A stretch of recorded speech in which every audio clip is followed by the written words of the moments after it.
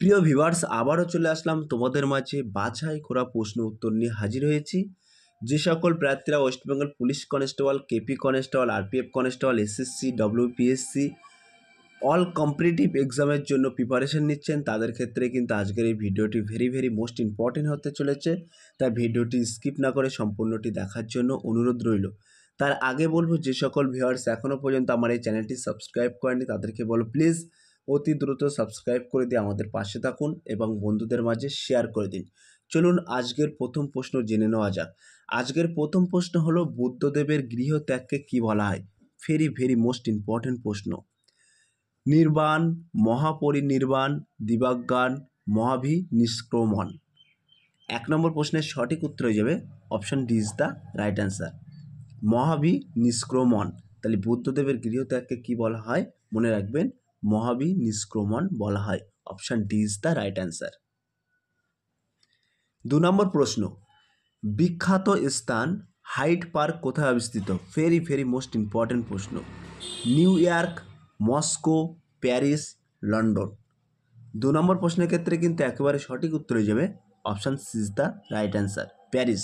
তাহলে বিখ্যাত স্থান হাইড পার্ক কোন দেশে অবস্থিত? মনে রাখবেন, প্যারিসে অবস্থিত। 3 নম্বর প্রশ্ন, পশ্চিমবঙ্গের কল্যাণেশ্বরী মন্দির কোথায় অবস্থিত?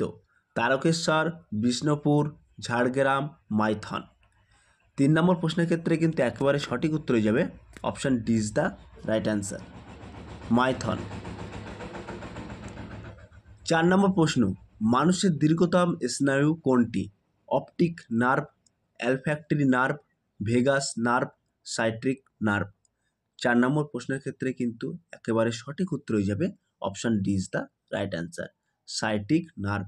তাহলে মানুষের দীর্ঘতম স্নায়ু কোনটি? মনে রাখবেন, সাইট্রিক নার্ভ।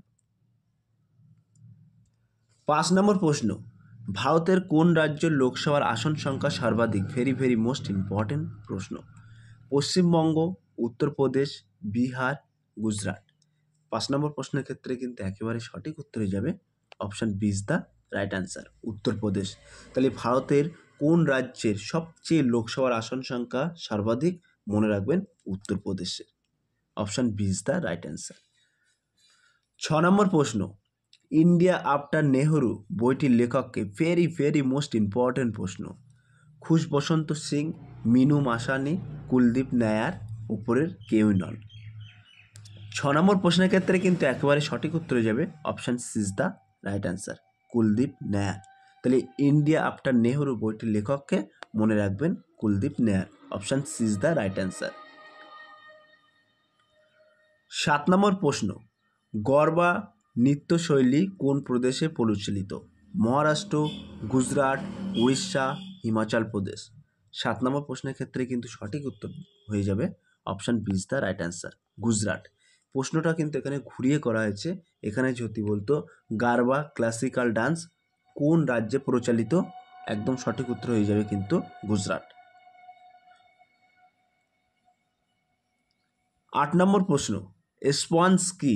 জীবাশ্ম, একটি উদ্ভিদ, একটি প্রাণী, একটি ছত্রাক। 8 নম্বর প্রশ্নের ক্ষেত্রে কিন্তু একেবারে সঠিক উত্তর হয়ে যাবে option C is the right answer, একটি প্রাণী। তাহলে স্পঞ্জ কি? স্পঞ্জ হলো একটি প্রাণী। 9 নম্বর প্রশ্ন, প্রথম বৌদ্ধ সম্মেলন কোথায় অনুষ্ঠিত হয়? বৈশালীতে, কলিঙ্গে, পাটলিপুত্র, রাজগৃহে। 9 নম্বর প্রশ্নের ক্ষেত্রে কিন্তু একেবারে সঠিক উত্তর হয়ে যাবে option D is the right answer, রাজগৃহে। তাহলে প্রথম বৌদ্ধ সম্মেলন কোথায় অনুষ্ঠিত হয়? মনে রাখবেন, রাজগৃহে। 10 নম্বর প্রশ্ন,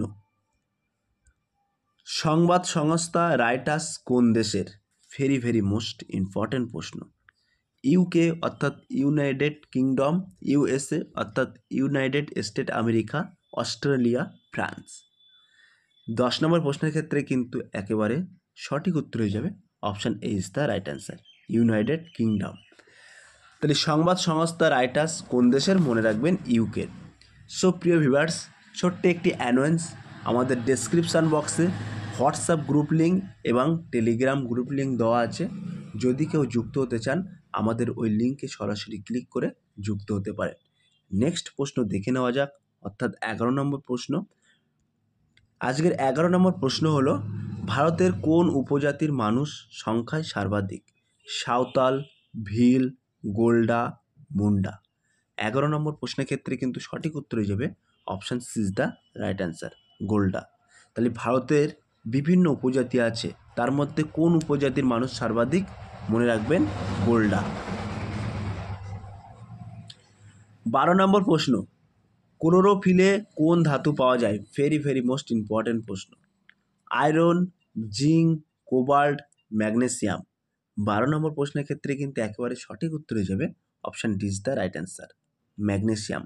তাহলে ক্লোরোফিলে কোন ধাতু পাওয়া যায়? মনে রাখবেন ম্যাগনেসিয়াম পাওয়া যায়। 13 নম্বর প্রশ্ন, সংবিধান সংশোধন করার নিয়মাবলী কোন ধারায় বর্ণিত রয়েছে? ভেরি মোস্ট ইম্পর্টেন্ট প্রশ্ন। 360 নম্বর ধারায়, 370 নম্বর ধারায়, 368 নম্বর ধারায়, 365 নম্বর ধারায়। 13 নম্বর প্রশ্নের ক্ষেত্রে কিন্তু একেবারে সঠিক উত্তর হয়ে যাবে option C is the right answer, 368 নম্বর ধারায়। 14 নম্বর প্রশ্ন, মুদ্রাস্ফীতির ফলে কে বেশি লাভবান হয়? ঋণদাতা, ঋণ গৃহীতা, ব্যাংকক, উপরের কেউ নয়। 14 নম্বর প্রশ্নের ক্ষেত্রে কিন্তু একেবারে সঠিক উত্তর হয়ে যাবে option B is the right answer, ঋণ গৃহীতা। তাহলে মুদ্রাস্ফীতির ফলে কে বেশি লাভবান হয়? মনে রাখবেন ঋণ গৃহীতা। 15 নম্বর প্রশ্ন, কাশিরাম কার পরামর্শদাতা ছিলেন?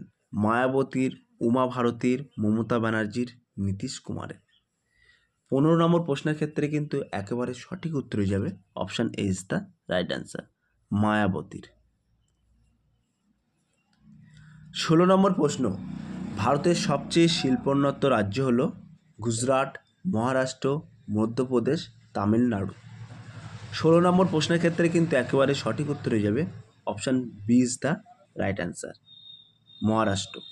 তাহলে ভারতের সবচেয়ে শিল্পোন্নত রাজ্য হলো কোনটি? মনে রাখবে মহারাষ্ট্র। 17 নম্বর প্রশ্ন, ভারতের অরণ্য গবেষণাগার কেন্দ্রটি কোথায় অবস্থিত? ভেরি মোস্ট ইম্পর্টেন্ট প্রশ্ন। এলাহাবাদ, পুনে, চেন্নাই, দেরাদুন। 17 নম্বর প্রশ্নের ক্ষেত্রে কিন্তু একেবারে সঠিক উত্তর হয়ে যাবে option D is the right answer, Dehradun. তাহলে ভারতের অরণ্য গবেষণাগার কেন্দ্রটি কোথায় অবস্থিত? মনে রাখবেন দেরাদুনে অবস্থিত। 18 নম্বর প্রশ্ন, পশ্চিমবঙ্গের কোন জেলার নারী সাক্ষরতার হার সবচেয়ে কম?